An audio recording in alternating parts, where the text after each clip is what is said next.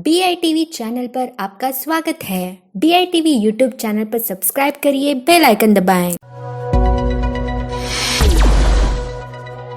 Sensex 60,000 की ऊंचाई पर पहुंच गया है, तो क्या आप कंफ्यूज हैं कि क्या करें?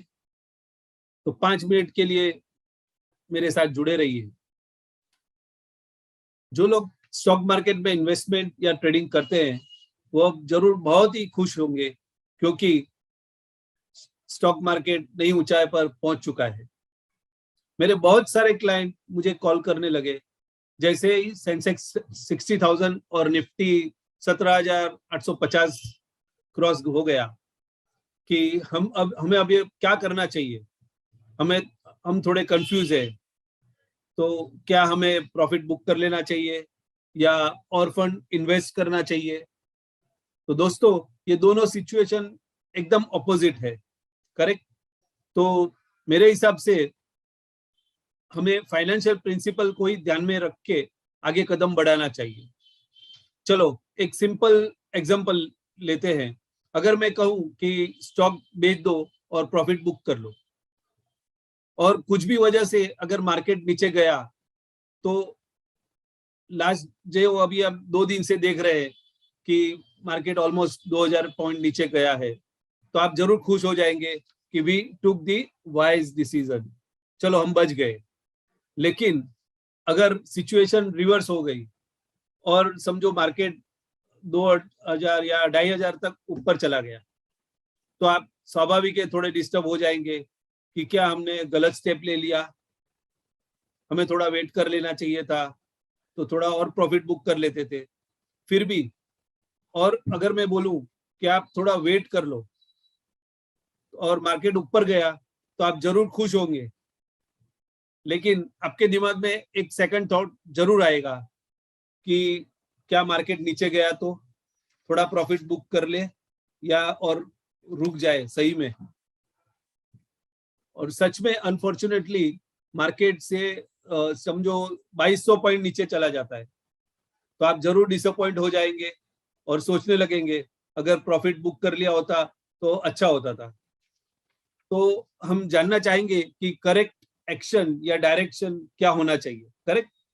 तो इसके लिए हमें फाइनेंशियल प्रिंसिपल्स को ही फॉलो करना चाहिए।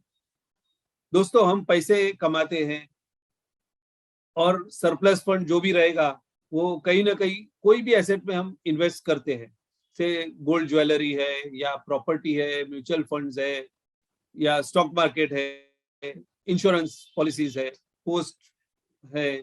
ये these are the different options, उसमें हम इन्वेस्ट करते हैं। और जब हमारी एक पर्टिकुलर एज हो जाती है, तो we try to liquidate all the assets one by one, जैसे जरूरत लगे वन बाय वन, या मेडिकल ग्राउंड पे जरूरत हुआ तो कुछ एसेट लिक्विडेट करते हैं, या some other reason, family reason, कोई भी। समझो एग्जांपल लेते हैं, कोई एक बिजनेसमैन ने फैक्ट्री सेटअप कर ली है और बिजनेस अच्छा चल रहा है, लेकिन अब उनका मेडिकल ग्राउंड हेल्थ की वजह से he is unable to move from the house, तो अल्टीमेटली उनके पास ऑप्शन क्या रहेगा? वाइंड अप ही करना पड़ेगा। So this is on health ground, he has to wind up.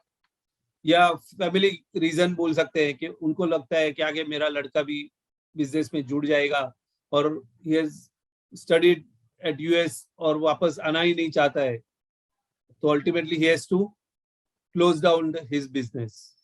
सो हम कह सकते हैं कि इनिशियली हमारे पास कैश थे, करेक्ट, जो कैश इन हैंड थे। After certain years again we need cash in hand, and all the assets जो हमने इन्वेस्टमेंट किए, दे आर जस्ट इंटरमीडिएटरीज। तो कैश इज किंग जो कहते हैं, इट्स करेक्ट। इसके लिए मेरे ओपिनियन में हमें कोई भी इन्वेस्टमेंट करने से पहले सोच लेना चाहिए कि से एक्स इन्वेस्टमेंट में कर रहा हूं तो मैं क्या पर्पस से कर रहा हूं या कौन से गोल के लिए कर रहा हूं। ये आपने पहले से ही डिसाइड कर लिया, तो मेरे हिसाब से इवन सेंसेक्स 60,000 जाने के बावजूद भी आप कंफ्यूज नहीं होंगे।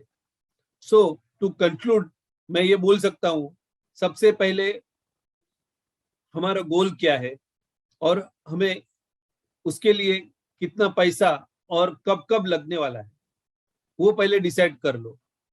से समझो 2-3 साल में फंड जरूरत है तो हमें सेफ्टी में प्रायोरिटी देनी जरूरी है और सेफ इन्वेस्टमेंट में ही इन्वेस्ट करना चाहिए। और समझो लेकिन अगर हमें 7 से 8 साल के बाद ही आपको लिक्विडिटी की जरूरत है तो एक साथ विड्रॉ करना जरूरी नहीं है और मार्केट का जो भी एप्रिसिएशन हो रहा है तो वो एडवांटेज जरूर लेना चाहिए और स्लोली 1 बाय 1 एनकैश करते जाइए, gradually, not at A stretch. तो उसके लिए चलो एक एग्जांपल लेते हैं कि अगर आपकी बेटी 25 साल की हो गई है, उसकी पढ़ाई भी खत्म हो गई है और अब उसकी शादी की कभी भी डिसाइड हो सकती है, तो इसके लिए हमें फंड्स इन हैंड रखना जरूरी है, करेक्ट। लेकिन आपके हिसाब से फॉर एनी से पर्टिकुलर गोल टारगेट अचीव भी हो गया तो आपको क्या फंड सेफगार्ड करना अच्छा होगा फॉर ड्यूरेशन और कितना भी भले लंबा हो। सो उसके लिए हम एग्जांपल लेते हैं। तो सपोज हमारे पास रिटायरमेंट के लिए 1 करोड़ का कॉर्पस डिसाइड किया और समझो वो टच हो गया है तो हमें ज्यादा ग्रीडी बनने की जरूरत नहीं है और 100% सेफगार्ड कर लेना जरूरी है। और सेकंड ऑप्शन जो है था अपना कि कंफ्यूजन का कि क्या और फंड इन्वेस्ट करें, तो दोस्तों आप नॉन निगोशिएबल नीड्स रहेगी से बेसिक नीड्स रोटी कपड़ा मकान जो बोलते हैं उसके लिए कभी भी इक्विटी का ऑप्शन ना ले। उसके लिए रिस्क फ्री ग्रोथ ऑप्शन ही होना जरूरी है कि हर फर्स्ट बैंक शटर ओपन्स हमारे अकाउंट में पैसा जमा होना जरूरी है। This for basic needs I am saying जो which can not be avoided, correct. तो उसके लिए जैसे मैंने बताया 100% रिस्क फ्री ग्रोथ में इन्वेस्टमेंट करना चाहिए। इसके लिए मैं एक एग्जांपल आपको बताना चाहता हूँ। यूएसए में करीब आई थिंक 2008 401 के, अब you can Google it also and check कि उसमें लोगों ने इन्वेस्टमेंट किए थे और द डे हैड कम जो सब रिटायरमेंट के लिए लोगों ने इन्वेस्टमेंट किए थे और मार्केट इतना क्रैश हो गया और वो फंड नेगेटिव में चला गया और लोगों को डेली लाइवलीहुड के लिए भी खाने के लिए जो पैसा भी नहीं उधर से मिल रहा था and they had to immediately search for a job जो आफ्टर 60-70 कहाँ जॉब मिलने वाला है और they had to accept I am sorry to say that to accept job as a gardener sweeper. This was a very sad moment. तो इसके लिए मैं कहना चाहता हूँ जो बेसिक नीड है उसके लिए हमें कभी भी मार्केट पे डिपेंड रहना नहीं चाहिए। हाँ, अगर आप एस्पिरेशन के लिए सोचेंगे, एस्पिरेशन गोल्स है, उसके लिए आप इक्विटी का ऑप्शन 100% ले सकते हैं। दोस्तों इसके लिए एक बहुत अभी एक व्हाट्सएप पे मुझे एक अच्छा मैसेज आया था तो मैं आपके साथ शेयर करना चाहता हूँ कि एक कपल थे और उन्होंने नायका के शेयर्स में इन्वेस्ट किए थे और नायका का जैसे पब्लिक इश्यू लिस्टेड हुआ उन्होंने बहुत सरप्लस कमा लिए, वो प्रॉफिट में आ गए।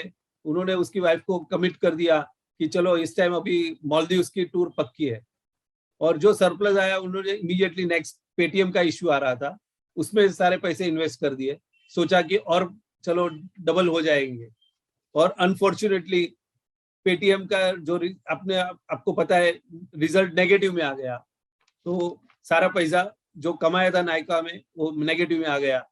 तो उन्होंने वाइफ को बोला अभी मालदीव्स कैंसल, चलो अभी दमन ही खाली घूम के आना पड़ेगा। तो ये अपना एस्पिरेशन था तो हम कॉम्प्रोमाइज कर सकते हैं। दोस्तों मैं अंत में इतना ही कहूंगा कि stick to the financial principles and avoid the dilemma and always consult your financial planner before you invest.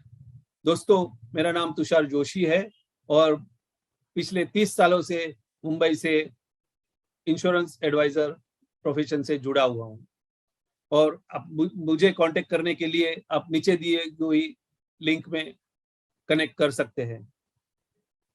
अगर आपको ये वीडियो पसंद आया हो तो जरूर इसे लाइक करें, सब्सक्राइब करें और शेयर भी कर सकते हैं। थैंक यू, धन्यवाद धन्यवाद।